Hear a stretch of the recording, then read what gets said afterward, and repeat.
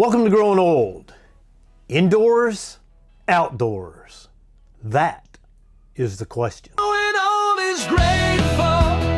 Here's to you and me, to the ones who've joined our ride, your family, in this circle of love. Well, okay, before we dive into our pros and cons, just a few admin things to clear up.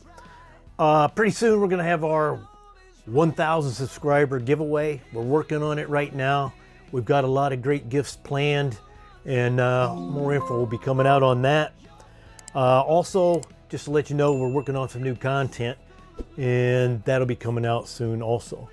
But let's get into indoor versus outdoors. Okay, so now let's get into the pros and cons of indoors and outdoors. And we've just made a little list here. And what we need you guys to do is if you could just comment and tell us your pros and cons, your preferences, any kind of stuff like that, because we plan on making your video next after this and come up with all of your ideas. But first, let's go with indoor pros. What we listed here is control the environment. And just like when we talked about photos and autos, it's all about control. And when we talk control the environment here, you control the lights, you control how dark and when it gets dark, the feeding schedule. You're basically Mother Nature. Second, we put down, you don't need an outdoor space. You know, if you're living in an apartment or something like that, you know, you don't need a big, huge space. You need some room to grow indoors, but you don't need that big space. And we kind of proved that in that 3x3 tent where we grew that, you know, we got, 7 ounces off of that. So that was a pretty good, 205 grams. That was a pretty good grow inside that little tent. You can grow year round, you know, a perpetual grow.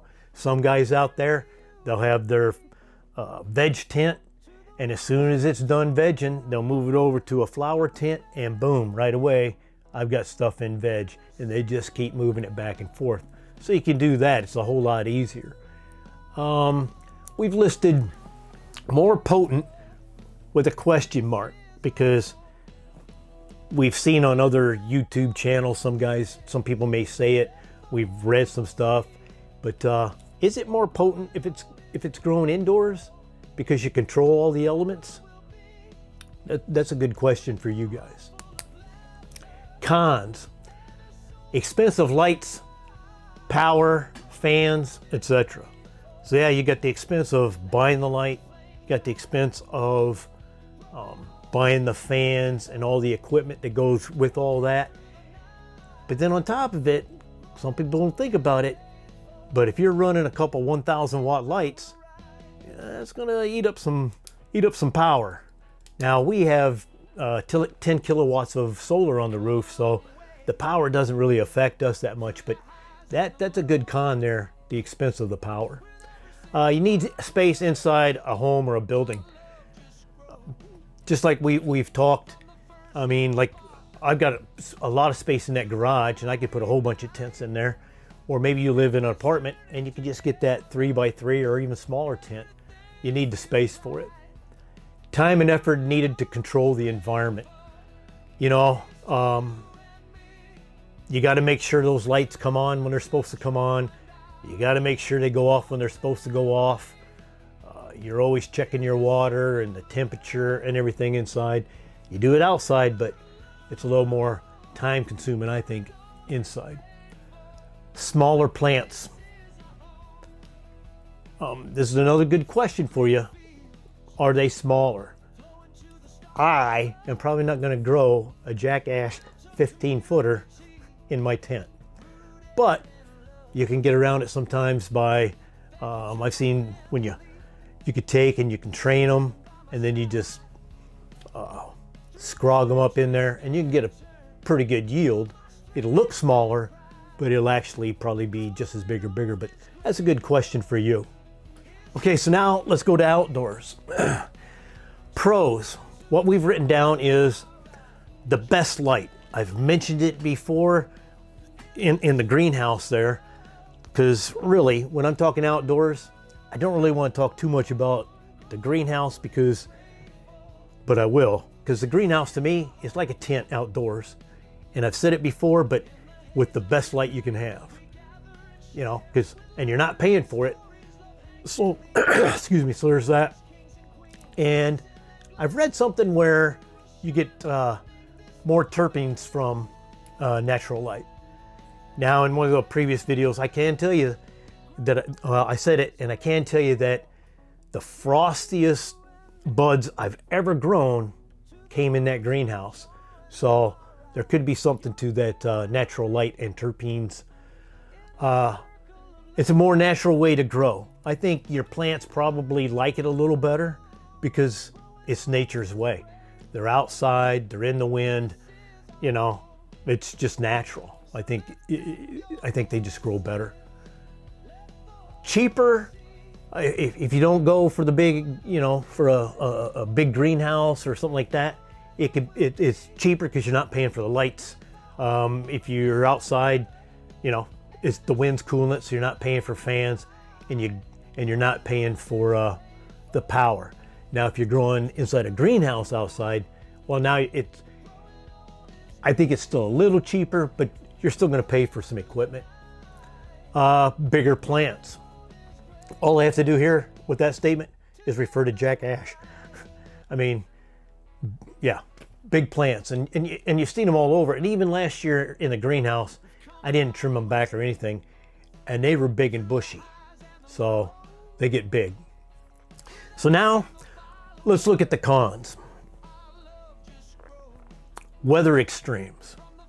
And you've seen on our channel alone how one day we're putting stuff in the greenhouse, and you're like, hey, and then we're sending you a video, and it's like a blizzard out there.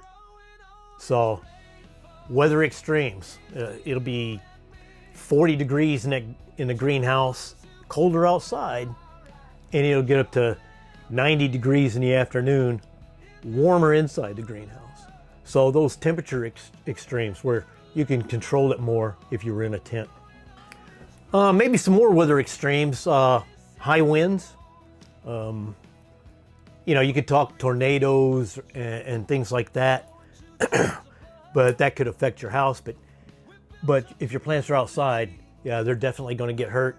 Heavy rains, hail. There are countless things out there, weather actions or extremes that can be damaging to your plants.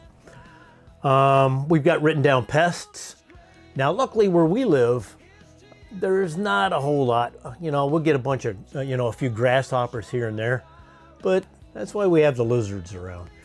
But we don't have that many, but I had a friend, he used to grow in California. He'd grow outside, and he had to go out and pick like caterpillars and stuff out because they would love to get in there with the buds and stuff. So that's a big issue if you live in a buggy place, because where we live, there's not that many pests. Next, I would say space and privacy. Some people may live in an apartment, or they got a small house and they don't have the space out back, or maybe you've got a little bit of space but a tiny fence, or you got HOA rules that say you can't put up a fence. So now your privacy, and everybody's looking at it, and maybe the law says, hey, I'm not supposed to see that. So that's kind of an issue there.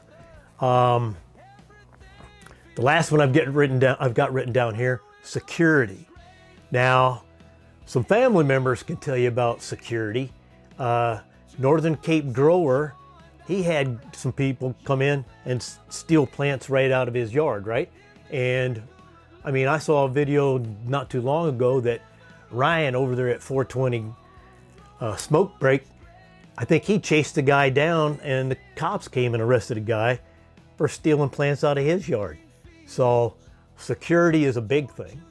So those are the pros and cons that we've written down for indoors and outdoors. Please write down your pros and cons, any other suggestions or ideas or how you do it, so that we can help everybody else. And what we'll do is again, we'll compile your answers and we'll put together your video and we'll check that out. And finally, I just like to say thank you for all of our subscribers, all the family members. It's been a pretty good ride, and we're loving it, having a blast. Thank you.